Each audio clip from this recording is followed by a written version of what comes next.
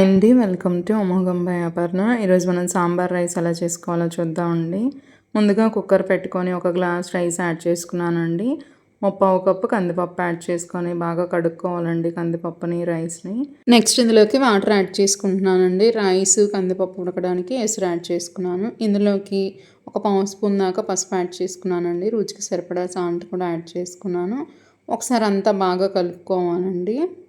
నేను 4 విజిల్స్ దాకా వేయించుకున్నానండి కుక్కర్తో. ఒకసారి కుక్కర్ అంతా ప్రెషర్ పోయినాక చెక్ చేసుకుంటున్నానండి.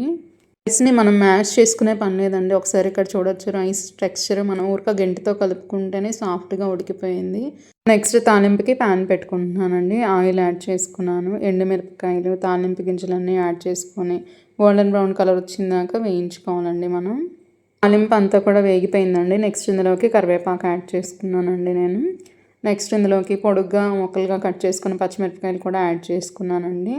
ఒకసారి తాలింపు అంతా కూడా బాగా కలుపుకున్నాక ఇంగువ యాడ్ చేసుకుంటున్నానండి. ఇంగువ ఫ్లేవర్ బాగుంటుందండి వేసుకోవడం వలన. నెక్స్ట్ ఇందులోకి ఉల్లిపాయ యాడ్ చేసుకుంటున్నానండి. నేను ఒక ఉల్లిపాయని 4 ముక్కలుగా కట్ చేసి 4 ఉల్లిపాయలు వాడానండి. పెద్ద ముక్కలుగా ఉంటే మధ్య మధ్యలో తగులుతూ చాలా బాగుంటాయండి.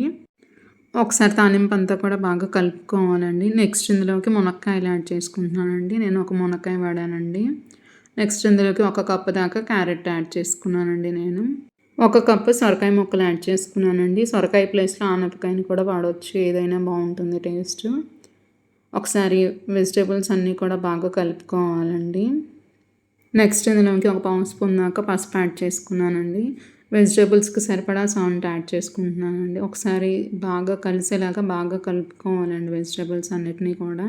ఇలా కలుపుకున్నాక ఒక 2 మినిట్స్ పాటు వెజిటేబుల్స్ అన్నిటినీ కూడా మూత పెట్టుకొని మగ్గించుకుంటున్నానండి నేను. ఒకసారి నేను వెజిటేబుల్స్ని చెక్ చేసుకుంటున్నానండి. ఒకసారి ఇక్కడ చూడవచ్చు అంతా కూడా వేగిపోయాయి. నెక్స్ట్ ఇందులోకి ఒక టమాటో వేసుకొని ఒక 1 మినిట్ మగ్గించుకున్నానండి. నెక్స్ట్ ఇందులోకి రుచికి సరిపడా కారం యాడ్ చేసుకుంటున్నానండి. నేను 2 స్పూన్స్ దాకా యాడ్ చేసుకున్నాను. నెక్స్ట్ ఇందులోకి సాంబార్ పౌడర్ యాడ్ చేసుకున్నానండి. 2 టేబుల్ స్పూన్స్ దాకా వేసుకున్నాను నేను. ఒక 1 స్పూన్ దాకా ధనియాల పొడి యాడ్ చేసుకున్నానండి. ఒకసారి మసాలాలంతా కూడా బాగా కలుపుకొని ఒక పెద్ద నిమ్మకాయ సైజ్ అంతా చింతపండుని తీసుకొని నేను పులుపు తీసుకొని పక్కన పెట్టుకున్నానండి. ఒకసారి ఇక్కడ చూడవచ్చు నేను పులుసు యాడ్ చేసుకుంటున్నానండి.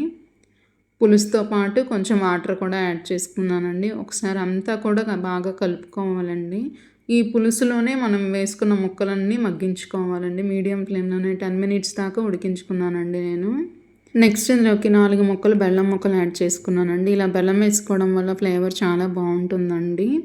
ఇలా బెల్లం యాడ్ చేసుకున్నాక ఒకసారి మళ్ళీ కలుపుకొని మళ్ళీ ఒక 5 మినిట్స్ దాకా మగ్గించుకున్నానండి. వెజిటేబుల్స్ అన్నీ కూడా బాయిల్ అయిపోయాయండి. ఒకసారి ఇక్కడ చూడవచ్చు మీరు పులుసు అంతా కూడా దగ్గరకు అయిపోయిందండి.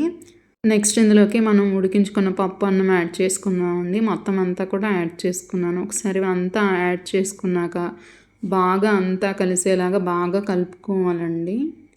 మీడియం ఫ్లేమ్లోనే ఉడికించుకోవాలి మనం రైస్ యాడ్ చేసుకున్న దగ్గర నుండి. ఒకసారి రైస్ అంతా కూడా మొత్తం పట్టేలాగా మసాలాలంతా బాగా కలుపుకోవాలి. నెక్స్ట్ ఇందులోకి బాగా కాగిన నీళ్ళని యాడ్ చేసుకుంటున్నానండి. ఒకసారి రైస్ కన్సిస్టెన్సీ మరీ లూజ్గా కాకుండా కొంచెం దగ్గరగా ఉండేలాగా వాటర్ యాడ్ చేసుకోవాలండి. వాటర్ యాడ్ చేసుకొని ఒక 15 మినిట్స్ పాటు స్లో ఫ్లేమ్లోనే మూత పెట్టుకొని ఉడికించుకోవాలండి. మధ్య మధ్యలో కలుపుకుంటూ అడుగంటకుండా. ఒకసారి ఇక్కడ చూడొచ్చండి రైస్ అంతా కూడా దగ్గరగా అయిపోయింది. కొంచెం కొత్తిమీర యాడ్ చేసుకొని ఒక 1 మినిట్ మగ్గించుకుంటే వేడి వేడి సాంబార్ అన్నం రెడీ అండి. చాలా బాగుంటుంది. వేడి వేడిగానే తినడానికి ట్రై చేయండి. పిల్లలు కూడా ఇష్టంగా తింటారండి.